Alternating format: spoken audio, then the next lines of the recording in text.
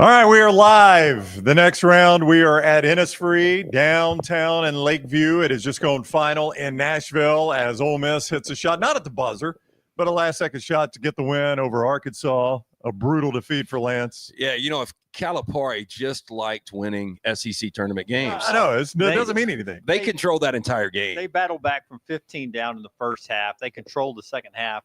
And what was it, 6-0 run to end it for Ole Miss? They were down 3. Down 3 with 20 seconds, and you got the traditional and one, and tie it up. Then you get a foul called and misses both free throws. Like, the win probability is so funny. It went up to like 85%, right. But Brazil was what, a 50-something percent? Yeah, 58% free throw shooter. That starts 58%. Misses both. At that point, you think it's going to overtime. Look, I got Ole Miss minus the 3.5. They drain a 3, and hey, they walk it off. Here's Troy, an Auburn fan. He says he'd really much rather play Cal than Beard for a second time. Well, the one thing with Arkansas, they're a 7-person rotation, right? That would have been their third day of playing on a 7-man rotation. That's why a lot of people were on Ole Miss today. And 20-point lead yesterday, 20-point lead today. I mean, like the energy they've exerted over, the last 80 minutes of basketball. So I think that would have been a really, really good draw. And don't forget that Ole Miss, or that Arkansas game. I'll get there in a minute. That Arkansas game that Auburn, struggled in, played them so close, was right on the heels of that Bama game in Tuscaloosa. So I don't know that was about an Arkansas matchup. I mean, Auburn played well against Ole Miss. They went on the road. What was that, 95 they put up? No, 2 of their better games have been against Ole Miss. On the road in Oxford, and then they dominated them down in Neville. Ole Miss fought all night to stay in that game against Auburn. Arkansas, since they lost Boogie Flan, does a lot of what has caused Auburn some problems. Is they've been really physical at the rim. And I think you brought up the point the other day, Brownie, yesterday, or UALT1, was about the teams that have beaten Auburn have out-rebounded them. That's the type of team Arkansas can be on a given day with DJ Wagner and those guys. It's the 3 best rebounding teams in the SEC. Alabama, Florida, and Texas A&M. And Auburn has played 4 games against those teams, and they're 1-3. So those teams that can really crash the board have given Auburn issues this year. So I don't know. I mean, A&M is in that side of the bracket, and we're about to see Texas A&M coming up. Massive game for Texas. But if A&M makes it through Tennessee and gets to Auburn, I think that would be a tricky game for the Tigers. Yeah, what do you think that crowd's going to be like for Texas A&M? Because, I mean, for Texas, obviously, they're playing for their postseason lives here. Oh, it'll be packed because it's the first of 2 games in that session, and Kentucky's got the other one. That's true. There'll be a lot of Kentucky fans watching that first game. Yeah, a lot of blue in the stands for that one. In the first 10 minutes of the game, I hope you don't mind people walking in the aisles. You're like the opening band at a concert. Excuse me. Yeah, I hope you don't mind shooting free throws while people are finding their seats. That is so awkward. Hope you don't mind singing Mr. Jones while people are working their way into the seats. That is very awkward. Yeah, I hate having to do that. All right, so we're at Innisfree, and as you can see, Dunaway's got a good friend to his right over there. Hey, so congratulations on your football season. Yeah, look, this almost won it all, guys. If you think of one, like when I hear St. Patrick's Day, I think of 2 things. I think it's Savannah, Georgia, which I've never been to, and I think the Inisfree Irish Pub. Yep. And there's just something like, if you love St. Patrick's Day, this is the magical place.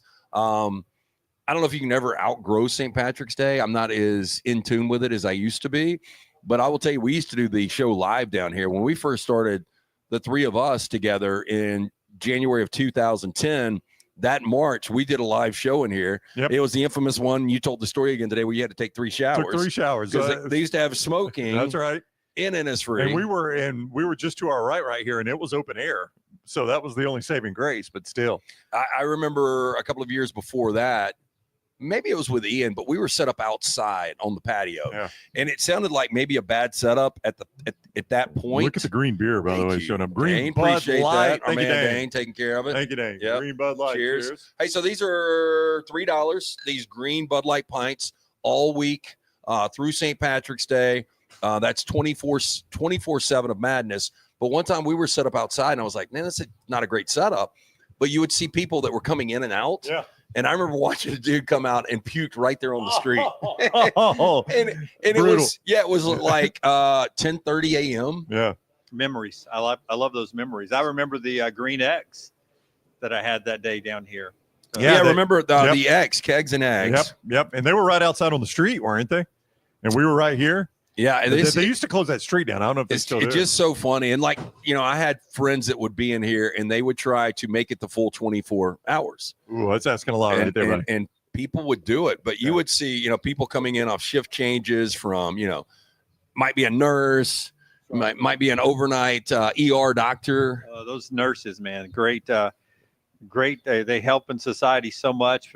They work a lot of 12-hour days. They like their downtime. But when they get downtime, yeah. It's downtime. When that hair gets let down, watch out, especially in the Innisfree Irish Pub. My buddy Derek Purdy, one of the original owners and still one of the owner-operators, he is actually here. It's so funny. We pulled up and Bo was like, you think Derek's here? I was like, there ain't any chance in hell Derek is here at 2 o'clock on a Thursday. Derek had lunch here. I was hanging out talking to Derek at lunch. He ate his lunch down here. And Lance, you know what Lance did down there? He's like, Derek Purdy, what are you doing here? I own the place, Lance. We know that. That was the reason. What are you doing Derek's here? very nocturnal, though. Yeah. This is morning for Derek. I don't know how he does that. He was eating breakfast. He was eating breakfast. That was not even lunch. But we had talked about doing this show on Monday, but we didn't want to get in their way because it is such a event on Mondays down here or on St. Patrick's Day. Will the street be closed on Monday? Here, I'm going to interview Dane. Come here. Get on camera, Dane. You're a good-looking guy. It's a pleasure to be up here with such local celebrities. I'll tell you what, I'm kind of like fangirling right now. No, we're going to have probably the first 5 or 6 parking spots blocked off. We're going to have Bud Light's area up there. We're going to have the Red Bull official DJ truck up there probably as early as Sunday, definitely Monday. So you'll be able to drive through here. But if you drive through, you're gonna have to stop by. So be prepared to stop. You've been here a while, in and out a couple of times. Let me ask you this: the bagpipes, is it the same guys every year? Because we were telling the story in 2010. We did the show on St. Patrick's Day. And everything was awesome. It was very, very loud with the bagpipes. But every year I'm down here, it's one of the things that jumps out. But it always looks like the same guys, but I don't know if they are or aren't. It is. And we're well aware that is more of a Scottish tradition, not an Irish tradition. So we're not illiterate to what's going on. I didn't even think about it. But yeah, it is. It is. Irish people laugh at that. But we still love it. It is a good tradition for Innisfree. We actually have them coming through Saturday and the normal kegs and eggs on Monday, which is obviously 24 hours of madness. So what time will you guys start? On Monday? Yeah. 6 a.m., son. Wow. 6 a.m. And you'll go 6 a.m. Monday to 6 a.m. Tuesday. As long as people are here, we're gonna be here. I got my air mattress upstairs, so I'm ready to rock and roll, man. We're excited. We've been playing this for since December. So and I don't know if you remember, and I don't know. I know you guys use this as an office up top, but I had a dual birthday party here one time. Yeah, That's the least stunning thing I hear. So it's been a long time. A dual. No, I swear this is a true story. So I turned 33 that night. My buddy Frank Bromberg turned 50 that night. It was more his party, but they let us have bartenders upstairs. So we had a big party up there. But the next day there was a Sneaky Pete's Cafe where Five used to be. Yeah. And so me and Tony Curry were doing our show. Well, I had been out the whole night before. It was a Friday show. And remember, it was Herb Winch's account. And so he gets us set up out there and he brings out a round of beers. And I was like, this is the last thing I need to do at 10 a.m. is start drinking after just drinking till 4 a.m. Tony said, I'll take it. Yeah. And so Tony and I started drinking. Kelly Hunter was there. She was like a guest host. By the end of the show, we couldn't speak. Yeah. I mean, it was so embarrassing. And I'll never forget, we got called in. This is back before visual and social media and all this stuff. We got called in to Haney's office, and he's like, hey, corporate wants to know if you guys were drinking on the air Friday. And I was like, absolutely not. No, I was having a stroke. It was green-colored water, sir. Yeah. Carbonated water. So we have so many memories from this great place that it's just it's really an iconic. I said when I hear St. Patrick's Day, I think of Savannah, Georgia, although I've never been there, and I think of the Innisfree Irish Pub. But this is still the go-to. People talk about this place all the time. It is, and we're trying to bring things to the table that have never been done before. Even though we've been here for 22 years, we're still trying to do new things. We have Irish River dancers this year. Never had them before. Wow. We have a lot of just different kind of decors, different specials we never had before. I wanted to bring. Can you get a leprechaun here? I thought about it. We have a 6-footer. We may have some walking around. I don't want to blow the surprise. He may have a bowl of Lucky Charms just throwing it at people. That's good. You never know. You never know. And that's kind of the appeal. And like you said, been a part of the community for 22 years, and we take it very Serious. We love people coming here from, I used to come in. I met my wife here 16 years ago. I got a divorce here. Yeah. 13 years ago. Yeah. But you know what? I still got memories here, Right. and they're still fun. We had, 2 months ago, we had a group of guys. They were fraternity brothers. Like when we were in college, we used to come here. There was like 12 of them. And of course they left by 10 PM, but they still had a great time. They just, this has changed. We used to do this. And it's just cool to hear those traditions, because a lot of bars don't have that. Everybody's got. Dunaway was saying the last time I actually went out was what, 2010? Not Here? out. No, Last time I went out here. Yes. It was 2011. It was a going away party for now with the Boston Celtics. Speaking of 6-foot leprechauns, Abby Chin works up there, and we made the run down through here and the bar next door until sunrise, and it was a good going away party from what I remember. Well, I'm glad you're here 13 years later. I appreciate the love. Yeah. I think I may have swung by. You should. One other time. Yeah, you should. You should. Maybe sadly, there's a lot to offer. It's still an Irish pub. But maybe sadly to pull my daughter out. You know this. The three of us have aged out for your typical Thursday, Friday night, Saturday nights. I mean, you come in and then people are like, damn, he must be looking for his daughter. Yeah. Well, you know what? You say that, but you would be surprised at the amount of people that come in here, late 20s, early 30s, that are just here to just enjoy an Irish pub. Yeah. And they'll leave at whatever time they want to leave. They'll be on a date night with their wife. Yeah. They'll come in here and have a good drink, and then they'll leave. And so, I wanted to provide a bar where you have different phases of the bar that you can enjoy. If you want to go dance in the back and enjoy the DJ, you can. If you want to enjoy here and enjoy the live music, you can do that. So you don't have to be getting smashed. You can have a casual pint, go on home, enjoy your night with your wife. I feel like we're on the cable access channel when you're in bed, like in a condo in Destin. He's selling us together. Yeah. So what does it take for me to buy into this place, Dan? Just give it a shot. If you haven't been here in a while, damn, come see me. I'll make sure you have a good time. I'm all about hospitality and taking care of people. It means a lot for me for people to come here and have a good time. Be like, Dane, I had a great time here. That's what we want. We want a safe, fun environment here. And that's top priority here. And we have, over time, we have created that, and 22 years kind of proves it, so it's just, people in your role, I just go back through and Will Lockamy. I remember he used to let me DJ in the corner back there, Ken West and Joseph, our man down at the Dip now. Yeah. There's been, you really, I can't even, there's just too many memories to talk about. There is. And that's why it's fun to come back here and talk about them, because you come here and a lot of memories just start getting triggered. I remember this, remember that, remember this. And, it's just a blessing to be a part of this business. We had a coworker from Jocks. And I don't know if you know him, and I was a sales guy, but he fell asleep on y'all's toilet one night. That's right. Yeah, I thought about it when I went to the restroom just a moment ago.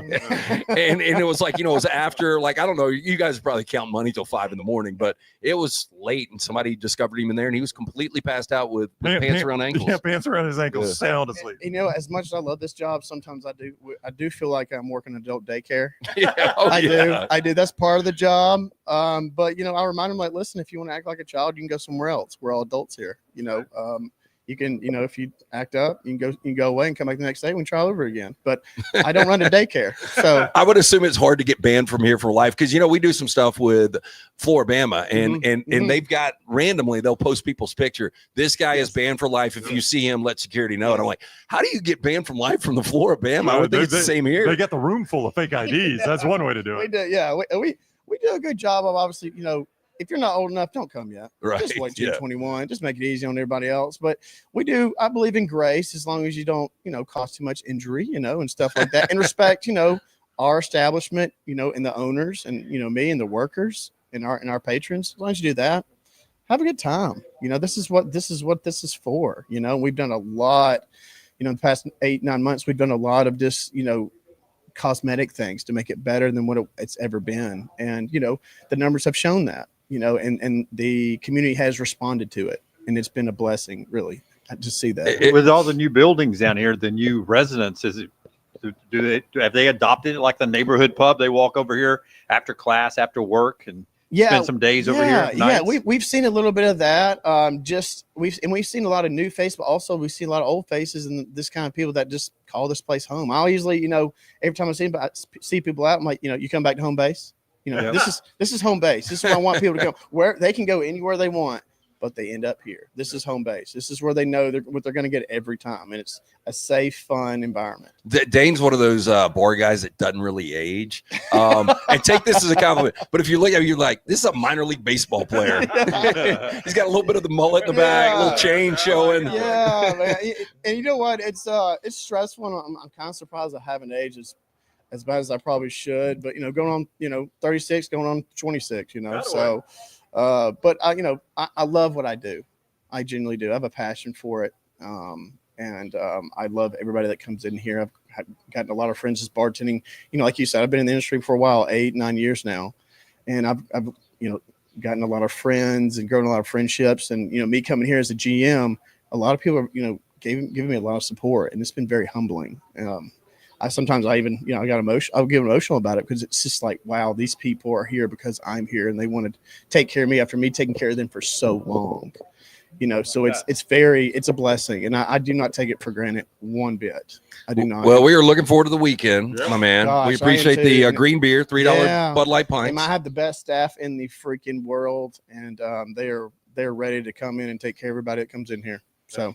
All right, brother. Thank you, Dan. Thank y'all. Appreciate everything, man. Yep, thank you. Great stuff. That's Innisfree Irish Pub down in Lakeview, as he said. They'll start it on Monday and go until. I know we've got a lot of basketball to get into, but I had a question that was posed to me, and I can't get it out of my mind now.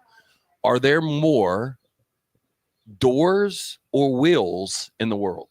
Doors or wheels? Wheels. Like wheels on a car, wheels on a dolly, wheels on a lawnmower. I've never considered this question. I got a random text from my buddy Bo last night. He's like, hey, Billy, his son, posed this question. I'm like, doors. I can't figure it out. No. Doors. It's got to be doors. No, I mean, you just think about it. I bring 4 wheels on my truck.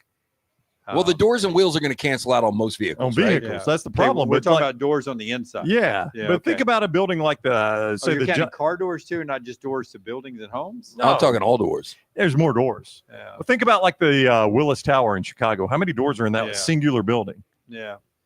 You know what I'm saying? That's gonna be easy. Doors in. I was just thinking door. about 100% it's doors. like entrance, not once you're inside. I don't think it's close. You don't think it's close? No. I mean, look, you got the little dolly cart that you brought in That's here. a good point. And actually, I did not. That's from our Bud Light people. Like if you went into any said warehouse, you would have more wheels than doors. I don't know. That's a good question, Lance. It's one of those questions. There's no way to settle it. We don't know. We'll never know. But now you're factoring. That won't be the first question when you hit the gates. No, Lord, can you answer this for me, please? But if you're factoring the car doors count just like doors to buildings, I was just going doors to building. If you're going car doors too, then you're right. That starts canceling out a lot of wheels. Troy says, how many wheels or tires in our landfill? Vol fan 205, great point here. Think about every desk chair. Every desk chair's got 4 wheels on it, no doors. Yeah. That's a good point. Good point, Ball fan. Very smart. Gabe says, what about trap doors? Do trap doors count? I guess a trap door counts, right? Ferris wheels count. So the trap door is the equivalent of the wheelbarrow because you've only got one wheel, right? That's true, yeah. So trap door cancels out the wheelbarrow. So you don't think anybody's going to be able to give us a definitive on this? No, we got some opinions. There's more wheelbarrows than there are trap doors. I would think there is. Yeah, 100%. Yeah, 100%. All right, so SEC tournament. That did not come. I was not prepared to discuss that. I wanted to throw that out there just because I did think it was kind of fascinating, and I couldn't figure it out. Let's start with the ACC tournament. So Duke comes back and beats Georgia Tech. That's not a surprise. We expected that to happen. Cooper Flagg comes back to the bench. They were reportedly taping his foot at one point to see if he could get support to go back in. Yeah. Which that's obviously a really good sign. The fact, A, that he came back out and it wasn't in street clothes with an air cast on, and B, that they were taping his ankle. That shows you he ain't done. Right. But I don't know how you guys feel about this. What does Duke really get by winning this tournament? Not a thing. No. I would 100% sit him. Yeah, and just to re-aggravate it, and you've seen it a million times, somebody will get a high ankle sprain, and it'll stick with them for weeks and weeks and weeks. And I don't think Duke is going to be tested until next Saturday or Sunday in the second round against an 8 or 9. What had to be perhaps Dunaway the scariest moment for the Auburn Tiger fan this year was in that Alabama game when Janai Broome has to ask out of the game and is over on the bench with his shoe off, and they're looking at his ankle because then you're like, oh, God, he's re-aggravated it. He's back in that game later on, so you were only scared for a minute. But if I'm a Duke fan, I don't want to watch Cooper Flagg out there in the ACC tournament. First of all, I think they win the whole thing without him. I don't really think they need him to win that tournament, do they? I mean, it's Probably the not. ACC. Yeah, I mean, that is, it's another thing that we really haven't talked about. We brought up the fact that Louisville, Clemson, Duke, 55-5 against ACC competition. So there's only other two teams you worry about. Yeah. Those two are on one side of the bracket. So it's really till the championship. That's At right. least rest him until the championship. Yeah, all right. game. So give him a day off and then play him in the championship game. Taylor and Forrester have the John Shower post-game soundbite up at Next Round Live. He says Cooper sprained his ankle. The x-rays were negative, which is good. So it's closer to Janai's injury than it is anything more serious than that. That was a 2-game spell. And then it took Janai a long, long time before he was moving without a limp. We'll see how Cooper recovers. Maybe not more impactful because of what Cooper Flagg is, but maybe more long-term. Malik Brown dislocated his shoulder, and he's at the hospital right now getting that checked out. Well, he was in the crazy pain in the first half. He's the one who was walking off like that. That was dislocated shoulder, and not all of them dislocate like Janai, who suffered from that as well, and he played the next game, but he missed, I think it was the Georgia State game, and then he was back in for the game against Purdue in Birmingham.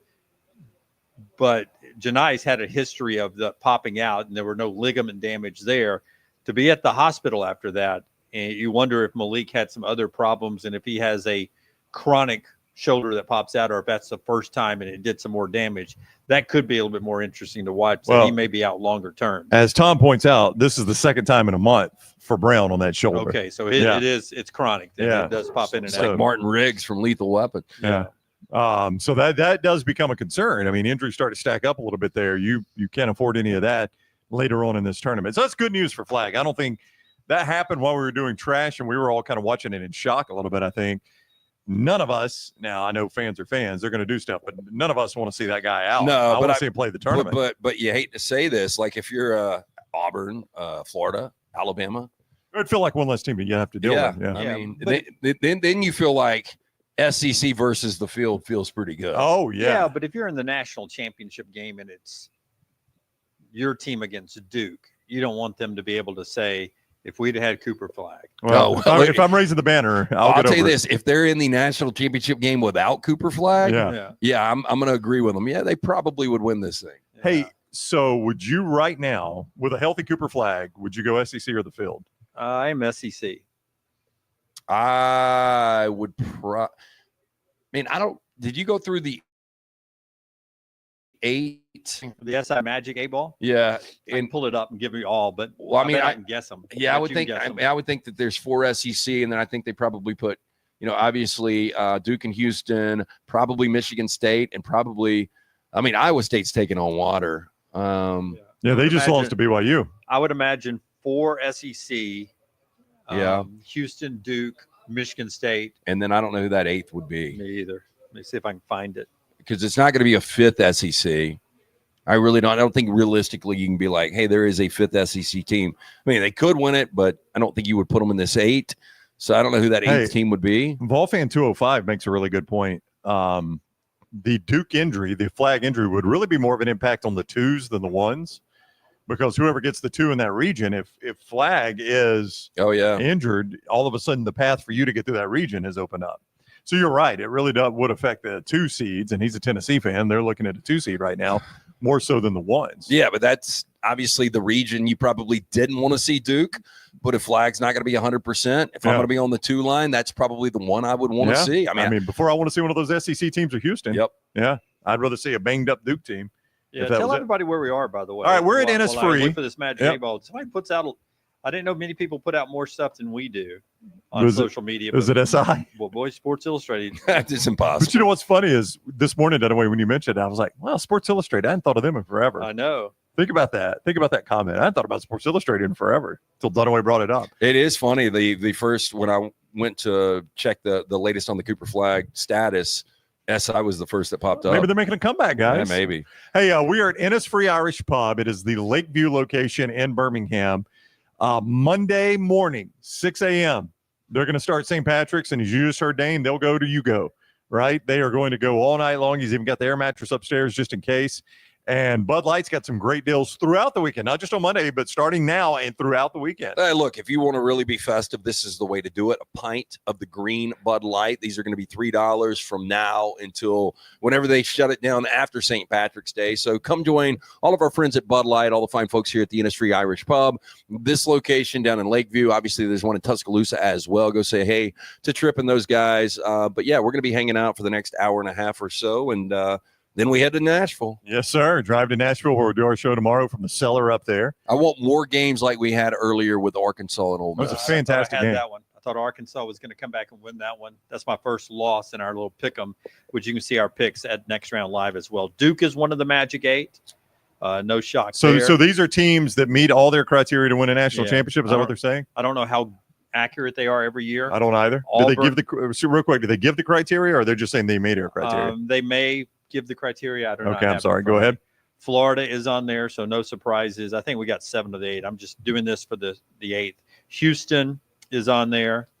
Alabama is the 5th one on there. Michigan State's the 6th one.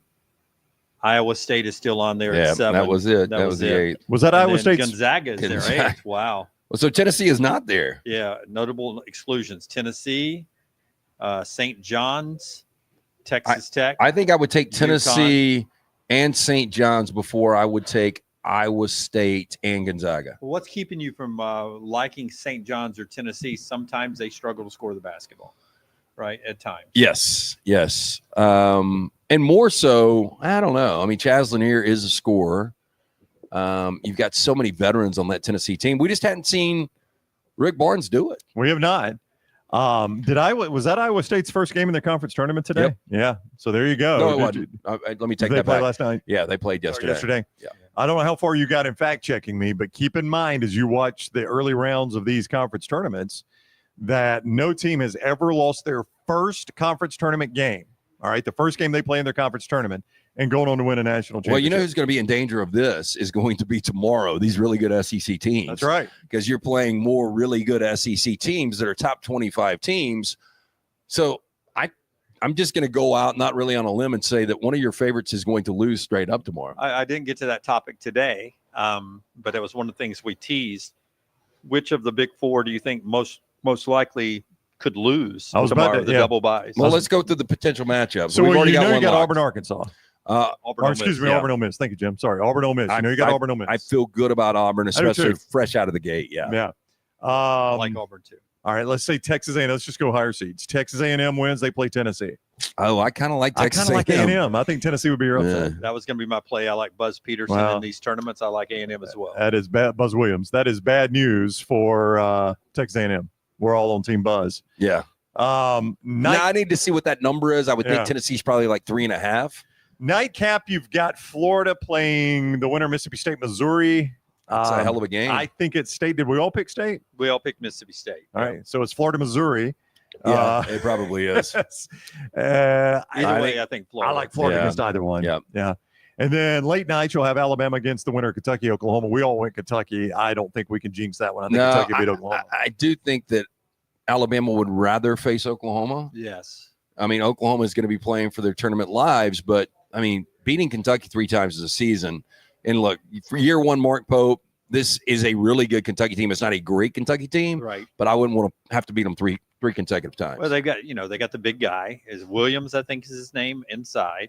Owe can score the basketball. Depends on what Lamont is health-wise. I think he's back playing tonight. They're closer to healthy than they've been in a while. It was a great game at Rupp. Bama played a little bit better at home.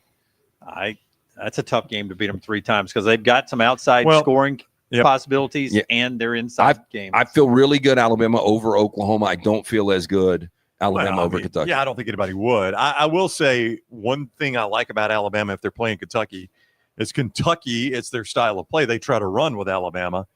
And I think teams that try to run with Alabama and score with Alabama plays into Alabama's style of play more, right? So if you're out there trying to score with that, now look, Missouri beat Alabama at that game. Some teams have beaten them. I'm not saying they're unbeatable at that game.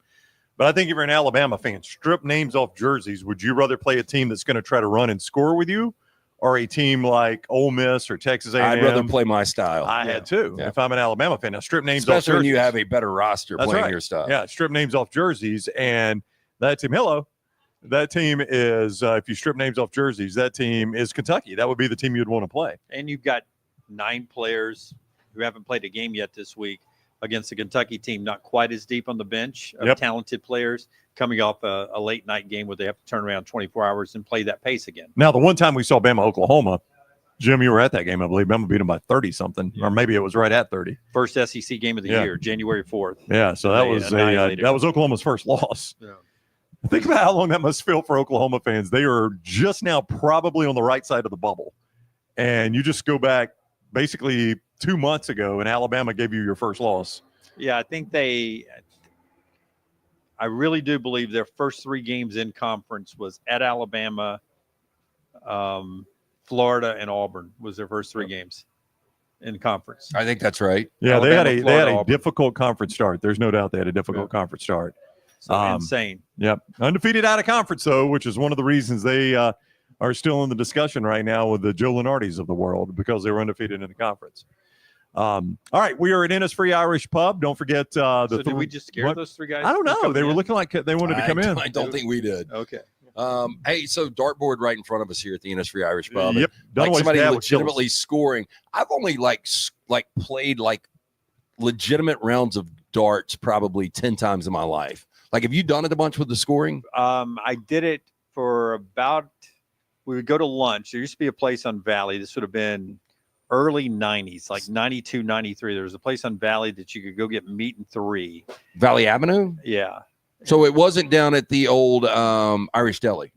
Yeah, that's what it was. It was Irish Deli. It was Irish Deli. So it was actually Green Springs still. Okay. Yeah. We used to go to lunch there some. You get the meat and 3, and then you would go in there and you could sit there and throw the darts, and somebody would keep score. I didn't know how to keep score. It just seems really tedious. I was going to ask you how to keep score. Well, so you know you have to each one of those numbers. You got to get 3 of them. 3 of them, but if you hit it in the inside, the tougher, or the outside. Inside's the tougher. Okay, so that would give you. I think that you're automatic. Like if you hit the inside 20, then the 20's done, right? Yeah, help Evan. Is that right? You know how to score the darts. Okay. Oh, here comes Dane. So if I go inside 20, but you have to finish it off with a bullseye, don't you? Yes. And I think you have to get bullseye 3 times. Because you're in pairs. You play in pairs. Okay. Do y'all get some competitive games of darts here? We do sometimes, but we just got a shuffleboard. What now? We just got a shuffleboard in the corner, and we're actually doing a shuffleboard tournament Sunday. $200 cash prize. Oh, wow. First teams of 2. First teams that show up, shuffleboard's over there in the corner. Like I said, we just got it, and we're going to do that Sunday. So, hey, if we're just coming up with ideas, back to the leprechauns. If you did mechanical bull with leprechauns on it, or maybe a leprechaun rodeo. Last leprechaun standing on the mechanical bull. You could have that. They could throw darts. You could throw them. Leprechaun tossing, that's big. Yeah, I can see a lot of liability with that. Yeah, that's great. There'll be a lawsuit. I can see a lot of that. I'd rather one thing I never think about, right? Yeah, this is where you go. I'd rather have darts and leprechauns, to be honest with you, or shuffleboard. It's kind of cool. Run it by me at some point. Here, is what you're going to do. I'm the cautious. Yeah. You have no idea how many ideas we've told Lance. Like, Lance, have you thought through that one really? No, that's okay. He's more of a YOLO guy. He's more of a that's good. That's a good thing. But we do have a shuffleboard, and it's a little more tedious than darts, I think, because you got to have that soft touch. You can't just be throwing 100-mile-an-hour, fastballs and try to hit the bingo. So, or hit the bullseye. Shuffleboard Sunday. Shuffleboard Sunday. Yeah, y'all be there. So you've never sounded more 36, and it's more about the soft touch. Now. More of a finesse game. As you know, it comes over time. Yeah.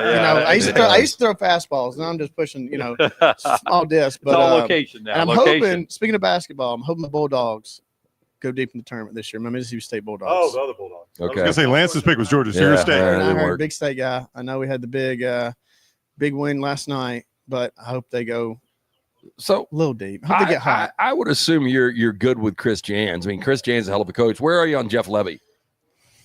How can you judge on 1 year with a bunch of dead weight?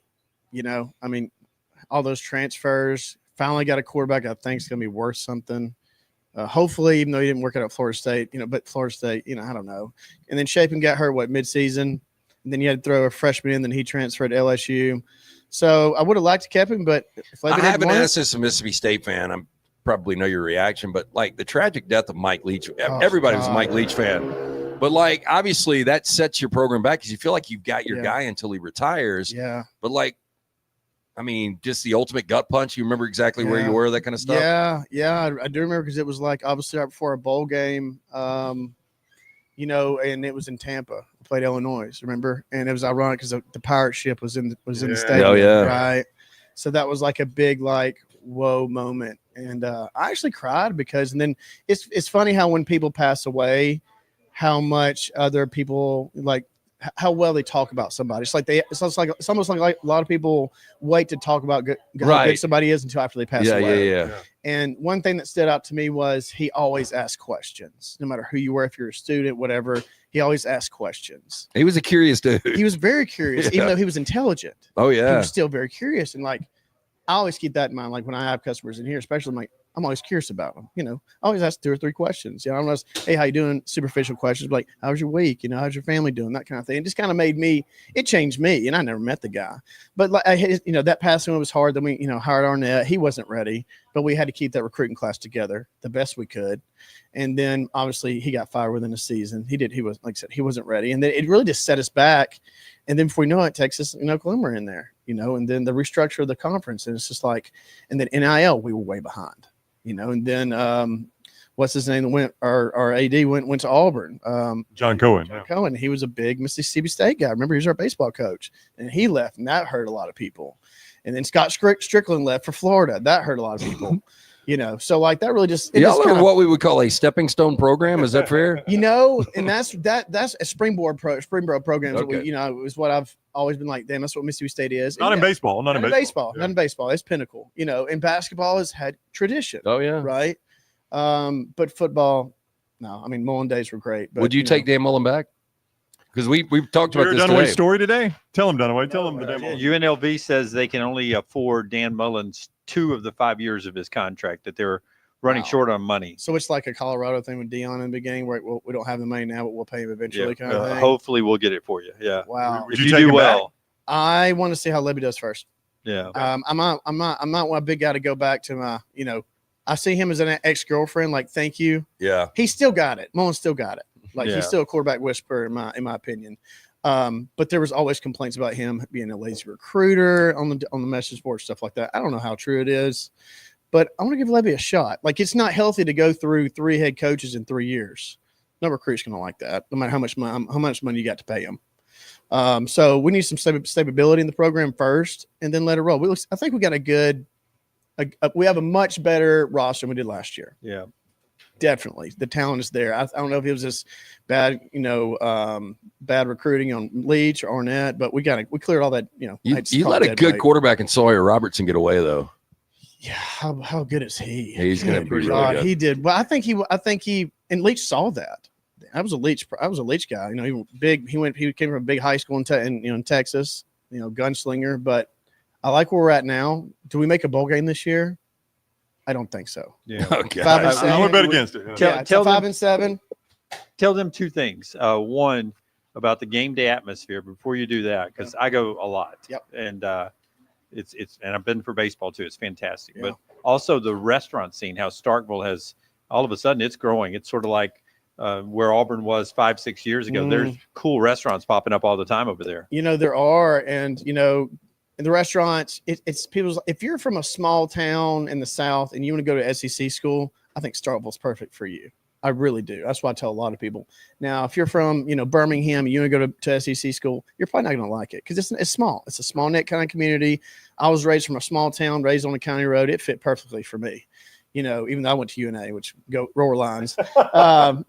SEC schools were too much for me, but a lot of my family did, and I love Starkville. But it's unique, and a lot of people hate the cowbells. But if you're part of that tradition, that culture, you got tons of them laying around your house, and you never ever buy your first cowbell. It has to be given to you. That's the rule. I've never heard that. Yeah. I've heard that actually. Yeah. That's that you never buy your own. It's just supposed to be given to you. What if nobody ever gives you one?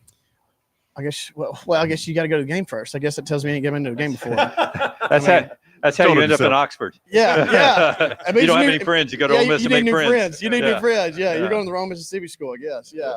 But I mean, then there's nothing like football scene, obviously, but the baseball scene is just. If you've never been to a Mississippi State baseball game, it is out of this world. I mean, there's really no word to compare it that I know of. The food, the left field lounge, this. it's so unique, and it's the something about the Mississippi culture and people is they want something to root for in sports. You know, it's a very predominantly poor state. You know, there's not a lot going on. When our women's baseball or basketball team was just going off with Vic Schaefer, excuse me. The support within a year just flooded to his program because they want something to support that is winning. Because as a whole, that state is last in a lot of things, you know. So when they get behind baseball, that's why they're so passionate about. When basketball was thriving, they loved it. Even women's basketball which is at that time before what it is now. A lot of people didn't really support it. It didn't get a lot of national news, but in Mississippi, it did. So it just shows that the Mississippi people are very unique, and if they find something that they love and is succeeding, they will support it. They will show up. If you build it, they do come. You know, that is just a fact. So there's beauty in that. All right, good to talk to you again, Dave. Yes, sir. Always a pleasure. Yeah, that was no charge, guys. I'm gonna sling drinks and let Dane do the show one day. How about that? You think I can mix a drink? I mean, yeah, I think you could. Yeah. You follow the recipe. I do follow the recipe. I think they'd be probably weak because you'd be like 1.25 ounces. Yeah. You would be by the book. I'd either be weak or super strong. You're a That's rule what I measure. follower too, though, aren't you? I am. I want it to be by the book. I want the old wooden police officer over there to give me the thumbs up. So many people think that wooden police officer is real. Hey, I keep glancing over there every now and then. I think he's looking at me. Gabe said I'm waiting for LT to say, your old coach is dead, isn't he? Yeah. No, he's still alive. The judge is still alive. Did Mississippi State, did they win the women's college basketball one year? Or? I think they were in the championship game, were they not? But I think UConn still won it, or they were in the women's championship game, and I feel like somebody else. You know who it was? I think they beat UConn. Or no, I don't think they won it. Yeah, I think maybe they did in the Final Four. In the semis. Yeah, and then it was when that old girl was still at Baylor, right? And she won it. I think. Yeah, Mulkey. I don't think. No, Mulkey. I was talking about the coach. Mulkey won it. I don't know, man. You're asking the absolute wrong person in this building. Maybe. Is that the most accomplished coach at LSU? Is it Kim Mulkey? Oh yeah. I mean, she's won national championships, right? Not at LSU though. Well, she hasn't at LSU, but she's probably done more at LSU than Brian Kelly has. Yeah. I mean, yeah. I mean, she's gotten to a Final Four. I mean, there was a very long time Pat Summerall was the most accomplished coach at Tennessee. But the baseball coach just won the national championship 2 Maneri? years ago, right? No, it's not Maneri. It's another guy. Yeah, but that guy just won, not this year, but the year before, right? Yeah, and you're asking the wrong person. Yeah, but I mean, maybe. I think so. Tyler says he thought they lost to South Carolina, so it was not Mulkey. It was the other old girl, Dawn Staley. Yeah. Definitely the most accomplished coach of South Carolina. Yeah, the other old girl who's making $4.2 million a year now to coach women's basketball. How do they justify that? I was talking to somebody about that the other day. Like these women's coaches, like Mulkey's making $3-some-odd million. I think that old boy at Texas that took the job that he was just talking about, Schaefer, he's making a lot. You chalk it up to a loss. I mean, first of all, you get the crowds for those games. There's no way. $4 million. No, I know you get crowds. There's no way you make that money back though, Jim. Oh, I guarantee you, the South Carolina women outdrew the South Carolina men. Oh, I don't doubt that. Yeah, I don't doubt that. Yeah. And, how many home games do they play? And I think the LSU women outdrew the LSU men easily.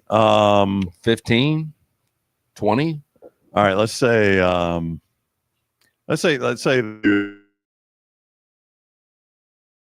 they average 12,000. Sponsors that come in for winning. All right, so what's 12,000? So what would you say an average ticket is? $25 for a women's game? Sounds right. All right, and then how many games they play at home? 15, 16? That sounds good. 16? Good number. All right, that is $4.8 million. Okay. $4.8 million. So now I've got $600,000 to play with that I haven't touched Yeah. yet. So, I don't have any water. I'm sorry, sir. It is hot out there. Yeah. No, you're right. That is a. Did I give him a pint? Well, I mean, we can give him some beer. The gentleman was just walking, wanting some water. Might be gas on fire. It could be. Yeah. Probably don't need to add to that. What were we talking about? Oh, I just don't see how they make that money back. I really don't. I don't know. In women's sports. Now you got advertisers. Now you got Dawn Staley's basketball camp. Now do that for me. I mean, I know what you're saying, but okay, I'll probably make more money off Dawn Staley's camps than we do for games. I mean, because $25 a ticket, but I'm probably getting $500 a camper. I think but where's that money going? Is it not going to her assistants and to no? Dawn? I would bet part of the deal is her camp. She gets to keep part of the money. Yeah, but I bet that goes into the 4.2 million. So yeah. most you're probably right. It's probably factored in. most accomplished Lou Holtz, Steve Spurrier, Ray Tanner, or Dawn Staley. Lou Dawn Holtz, Staley, easy. Steve Spurrier. I don't know. Spurrier to win 11 games 3 times in a row and to win a He national won a national championship championship. and to dominate the SEC in the 90s. Yeah, but he didn't win a national championship at South Carolina. No, you're right. You're Dawn right. Staley did. I mean, I'm just talking about most accomplished coach that ever In a coached career? there. Yeah. It's probably Tanner still won Staley. 2 while he was there as the head coach, and built a unbelievable baseball stadium off that money, off that recognition. And did off Lou, the history. correct me if I'm wrong, No. but did Lou Holtz do anything outside of the Notre Dame? He left everybody on Well, probation. he was good at Arkansas before he got the Notre Dame job. He made Minnesota relevant for a second before he got the Notre Dame job. Did he not win 9 or 10 games at South Carolina in 1 year? I think that they have yeah, one good year. Yeah. I think he went 0-12 one year. Yeah, Though. he did. No, it was a rough start. Yeah. But if you remember, and I don't know if you guys remember this, but our guy Skip Holtz was the coach in waiting for a minute. And that was, I think that was the falling out. I'm not certain on this, but I think the falling out was South Carolina wanted to go back on that. And Lou was like, no, you made that promise. And that was kind of what fractured the relationship. That's why I between. came to South Carolina. I wouldn't have taken this job. Yeah, exactly. I didn't know I couldn't turn it over to Skip. And I think that's what fractured the relationship between Lou Holtz and South Carolina and ultimately led to the end there. If South Carolina just would have realized what they had. He's finally found a sweet spot. Oh, in Birmingham. Skip, yeah, he does that win championships. I really thought that was you. Somebody pulled your car up, was waiting for you to hop in to go to Nashville. We're 15 minutes for the end of the show. Let's have Mr. Taylor's car gassed up and ready. So Mr. the guy Taylor's that's car. pulling up, he had a couple of the traffic pylons like blocking the spot. Have you ever, guys, have you ever moved the pylons? I'm asking the rule follower because I'll do that sometimes. Like if there's pylons and there's only one spot, I'll just move them out of the way and park.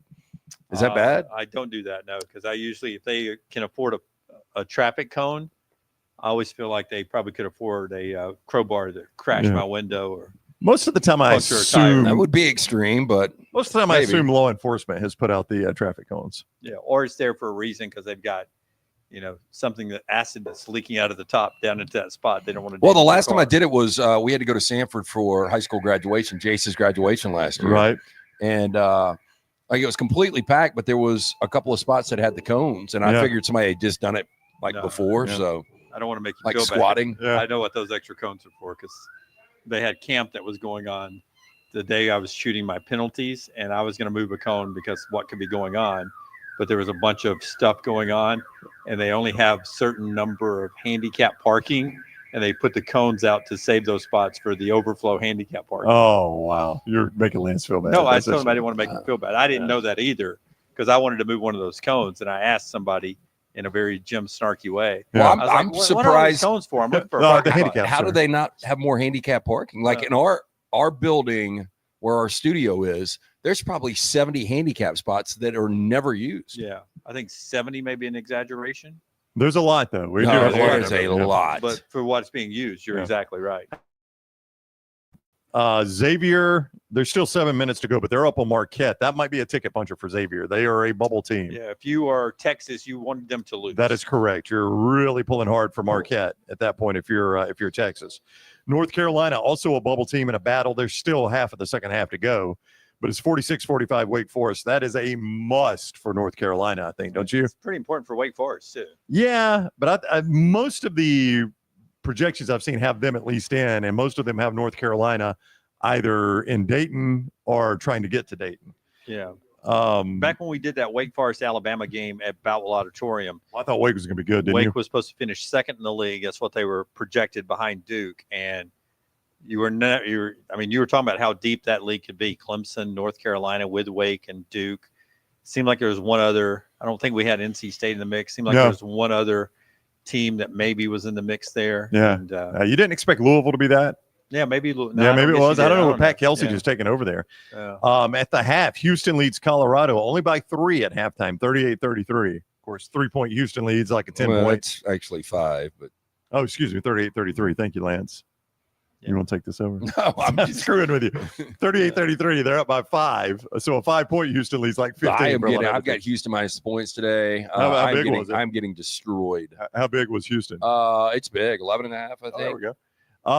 We've got Texas. No, and Texas excuse me, A&M. 17.5. Florida Atlantic 11.5, who's struggling right now as well. Texas A&M is up 12-11 on Texas early. This is probably a must for Texas. We were talking bubble teams. Oh, it's Xavier, a must. Xavier, North Carolina, and Texas all playing at the same time, and all of them in a must-win situation. What TV is Joe Lenardi watching right now? Is he quad boxing this Oh, thing? I bet Joe's got a I quad bet box. he's got a quad box right now. Yeah. In a heartbeat. Earlier today, speaking of needing wins, Indiana lost to Oregon 72-59. How you feeling about the Hoosiers right now? Do you think it factors in? They've got to know What are you talking about? the Woodson deal. How would that factor in, if at all, for the selection committee? If you're on the selection committee, like if you're down to, for instance, Martin Newton is on the selection committee. Right. Sanford athletic director. isn't Greg Byrne as well though? Greg's on there Greg too. Burns Yeah. on it too. Yeah, I think so. Okay.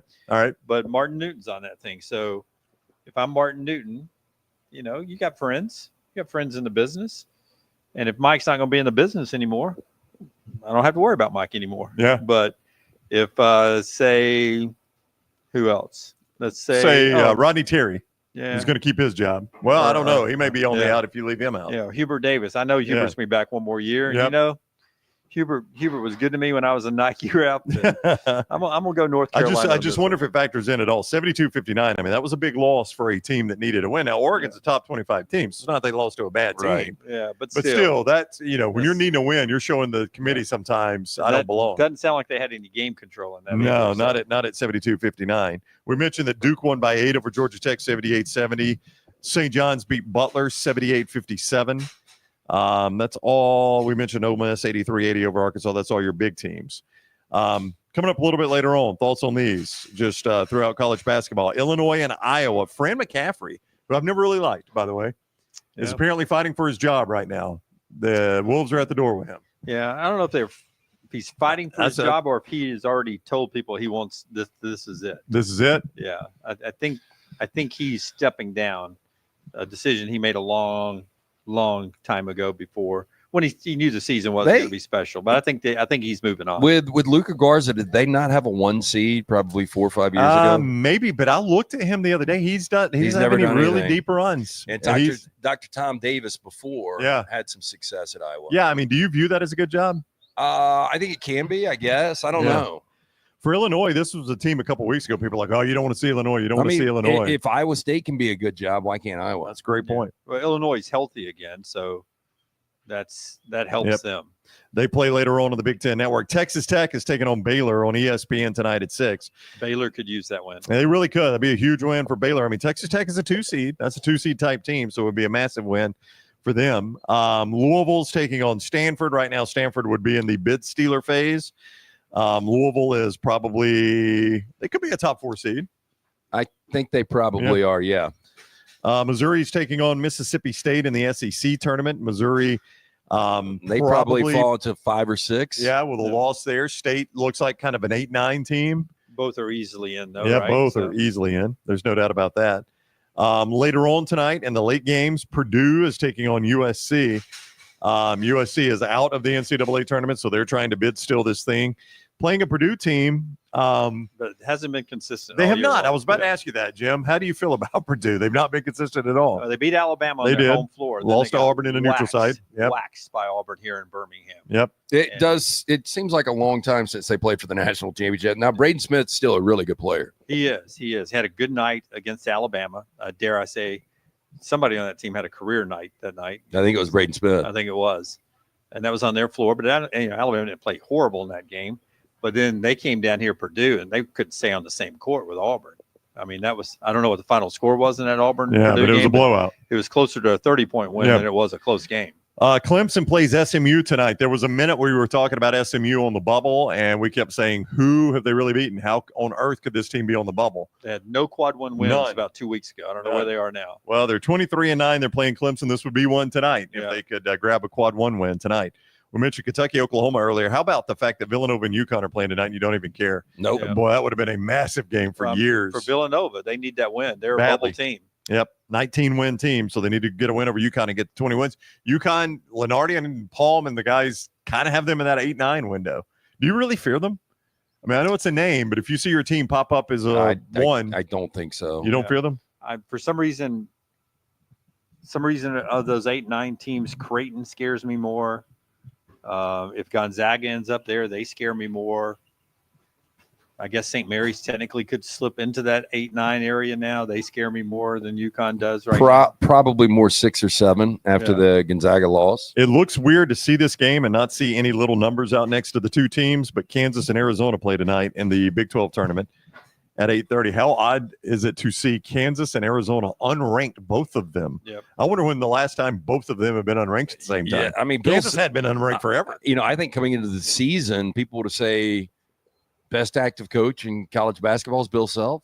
I think so. That's probably why he was number 1 in the preseason. And Tommy Lloyd had done a really good job. Had done an incredible job when nobody had any expectation for him in that job. Yeah. But I guess, Brownie, when you have at the top of the rankings, when you have the Auburn, Alabama, Florida's up where they are, you got to push some of these name brands that usually are up there, the Kansas, Arizonas and such, out, right?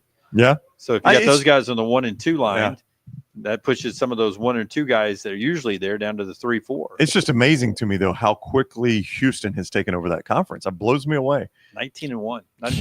Kansas ran that conference for so many years, and then Baylor would occasionally, Scott Drew would occasionally jump in and be the better team, but Kansas ran that conference. And Houston has come in, and Kansas is easily taking a backseat. Yeah, you would think that it would take a little bit of an adjustment, but SMU did. And there was no expectation for SMU to do this in football. But like if Gonzaga, and this is obviously an off year, although they just won the West Coast, if they were to come into a program like or to a conference like the Big 12, or the ACC, how well do you think they would fare in year 1? I don't, old school Gonzaga would fare great in the Big 12, but if you put this current Gonzaga in the Big 12 right now, might be Baylor like. I think they're probably mid-tier. I think they're fighting to get in the tournament. I don't think they're nowhere near as good as Houston. I don't think they're as good as Iowa State. Apparently not as good as BYU beat Iowa State today. Marquette is pull ahead of Xavier, so it could be music on the deck of the Titanic for Xavier right now. 77-73 in North Carolina has taken the lead over Wake Forest. We're about to head to Nashville, but Inisfree Irish Pub in the Lakeview district is where we are right now. Yeah, make sure you stop in all weekend long. They are prepping. Obviously, you can see next to us all of the green, the leprechaun there, St. Patrick's Day. It is a one-of-a-kind here at the Inisfree Irish Pub. They will get going at 6 a.m. on Monday. They will go at least 24 hours. So stop by for that. And $3 green Bud Light pints all weekend long through Monday from our friends right here at Bud Light. They're asking on the chat room, is this Chive TV behind us? Nope. It is not. It is Fail Army TV. Yep. Fail Which Army. is kind of the same. Yeah. And same arena. Yeah. I love me some Chive TV. I do too, man. When I'm at walk-ons, they got that on. Yep. My little one loves it too. I don't know if that's a Forerunner out there, but that is the most amount of alcohol I've ever seen come out of it. Is that one vehicle? Well, it's coming out of the Suburban too. They got 2 vehicles. Yeah, they got a Suburban they and do a have a Forerunner. Forerunner parked in the middle of the street, and they got a Suburban right here, and it's out the back of both. The number of boxes of alcohol they pulled out of there, I keep looking. It's like a clown car. There's more boxes. You know what they're getting ready for? A big weekend here at the Innisfree Irish Pub. Yep. As Dane told us, they are going to start at 6 a.m. Monday and go until you're gone. So that is going to be a long, long, long night for this staff. It is amazing. Like you stack that kind of liquor. I mean, you put us in a lock-in, a bunker for 30 years, we couldn't drink it. No. Hey, they'll go through it all They'll weekend. knock the bottom out of that stuff in 48 hours. I'm going to go ahead and tell you, 30 years, it's a long time. And if we're locked in, we're bored all the time. Yeah. I think we can make a run of it. Get some habits going. I remember back in the pandemic, I was going up to, I'm not going to give them a plug. It's the grocery store that people like to wear masks at. And there's a line up the Summit sometimes. Oh, yeah. But they do that $3 wine. And I remember we went and loaded up and we had like 200 bottles of the wine. And I was like, man, this is going to last forever. That 200 bottles of wine did not last long. Yeah. I remember that. Because you don't have a job to go to. I know. Well, my rule was during the pandemic, and I think I don't know if you guys have noticed this. I think you probably have because you've been at more like client meetings. But like this is like the 4th beer I've had all week, the 4th drink I've had all week. I went 41 days earlier. So it's a little bit different. But back then, my rule was I cannot start drinking until 3 o'clock in the afternoon because there were so many people working from home. And people were like, at noon, I start drinking. I could not drink till 3 o'clock. But at 3 o'clock, it was on pretty much every day. Because there's nowhere to go. Nothing to do.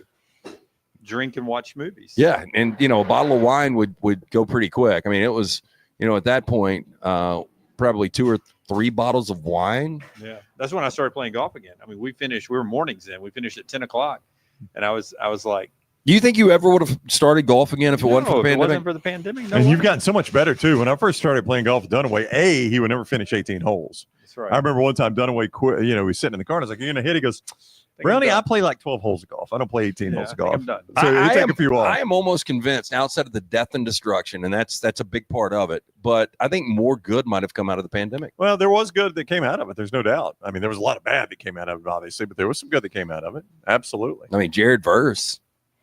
There you go. Again, I go back, man. I mean, but we never you would have gotta heard find of the guy. got to find positives that work for him. Yep. Uh, The next round. That's right. Yeah, Yeah. it never Without the happened without the pandemic, I don't know if we ever do pandemic. this. Yep. By the way, I've got to go back and look at it. People are saying, literally, numerous people in the chat room are saying the interaction with our boy over there looking for water is a perfect trash opening. I don't even know what we said, but apparently, You got water. that's one of us supposed to say something. I'll go back and watch it. And then he dropped a loud, He what did. seemed clear F-bomb, right? Yeah, Yeah. I think everybody heard the F bomb. Let me tell you, there was a You're on the stick homeless mics. gentleman at the off ramp, and I literally have zero cash on me. I wasn't lying to him. I've got no cash, but I opened up. I was going to even pull out a handful of coins, but I had no coins. And I said, "I'm so sorry. All I have is this packet of these beef sticks, the healthy beef sticks. Like You got any not water even, with that, buddy? not even the Slim Jims, right? Right. The ones that are healthier. Are they Yeah, like like turkey? the- Are they the really turkey? chompers. That's what they are. That's Yeah. what they are. Yeah. So they're healthier. And I've only had one. I didn't like them because they're healthier and they taste more like real meat. Not enough sodium. than the Slim Jim, right? I like the Slim Jim. I like the nitrates and the sodium. So and you all weren't that. going to eat this crap anyway. Well, I've already eaten one, but I didn't Yeah. like it. Like I had to fight through Yeah. it. It was like eating real meat, not really well cooked. But I was like, I'll give you these if you want these. This is all I really have. And he was taking one out because it's in a big packet, but they're all individually wrapped. So he pulls one out. He's very nice, by the way, not to touch them all. He pulls out one like that. And I was like, no, sir, you can have them all. And he's like, nope, I just want one. Thank you. He turned down the whole packet of He the just beef. wanted one.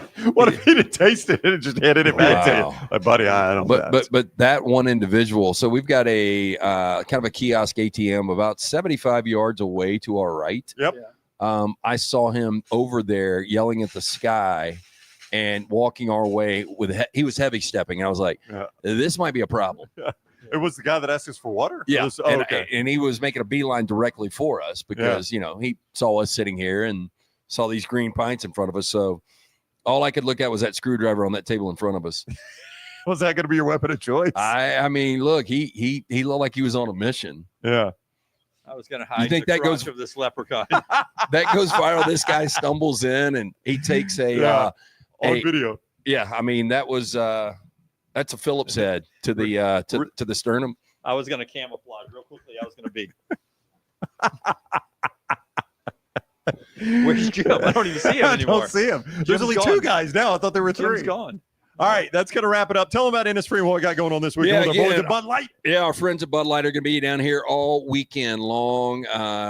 We really appreciate everything that they do, but these $3 Bud Light green pints all weekend long, only $3. They're going to get started at 6 a.m. on Monday. Great place to watch games all weekend, live music all weekend, DJs, all the excitement. What did they say? Michael Flatley and his dancers are going to be out Yeah, there. the Irish dancers. The Irish dancers are here. Yep.